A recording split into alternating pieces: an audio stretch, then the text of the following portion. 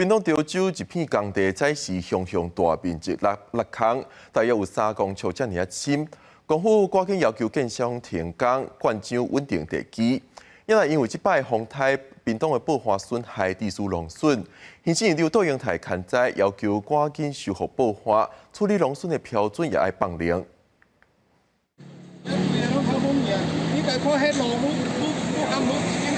车条伫个落入去的坑内底，赶紧动用机械扫走，其实发现落入去范围愈来愈大，有3公尺深，跨度也使互规台车规拢落落去。这礼拜3就一直在反映，说道路已经有裂缝，那到现都没有人理这样子。 民众讲，北家建商反映讲路边有壁笋，拢无人要插。相反所在伫车里也出现过一坑，无像即摆落入去的面积遮大，变做一坑一大坑。若要复工，你连续必一定势必要先做，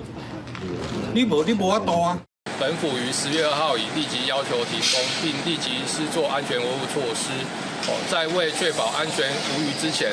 不予复工。事发的所在伫潮州镇延平路附近，官府下令业者停工，也要求赶紧灌浆，甲地基板条例，落入去原因也调查。若潮州路边落入去，即摆风台带来强影，由屏东枋寮乡大村村下寮这海岸的爆发受到损害，行政院长杜英泰也来看灾。 对台湾无烟恨为台风80%都从屏东上来哈，所以我们虽然这边我们做了万足的准备，但是基础的建设不够，韧性的建设不够。明年的预算明年处理，我们今年还是有以缓积极先来做，